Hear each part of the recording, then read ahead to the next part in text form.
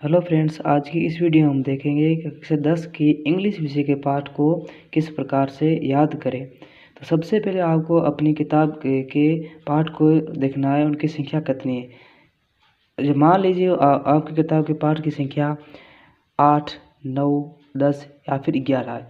तो उनकी संख्या को देखते हुए आपको एक टाइम टेबल बनाना है। उस टाइम टेबल के हिसाब से आपको अपनी किताब के पाठ पढ़ने हैं। तो दूसरे आपको क्या करना है कि आपके किताब के पाठ को पहले हिंदी में पढ़ना है। तो हिंदी में आप किसी भी पासबुक या फिर आपके पास जो भी वो हिंदी में वो इंग्लिश के पाठ उपलब्ध हो उससे पढ़ने। वो फिर आपको उस पाठ के प्रश्नों को हिंदी और अंग्रेजी में दोनों में पढ़ना है।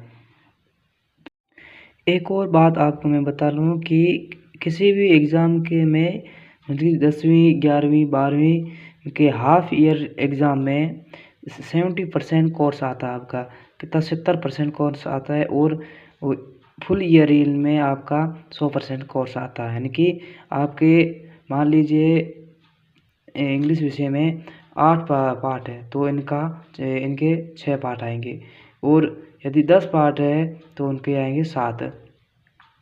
इसी प्रकार आपके फुल ईयर में आपके पूरे के पूरे पार्ट आएंगे। तो आपको इंग्लिश विषय का पार्ट को हिंदी में पढ़ना है, और इन पार्ट को आप 3 से 4 बार पढ़ते हैं तो आप पक्का ही उनको याद कर सकते हो, और उन प्रश्नों को आप बार बार रिवीजन करते हैं तो आपको ये प्रश्न याद हो जाएंगे।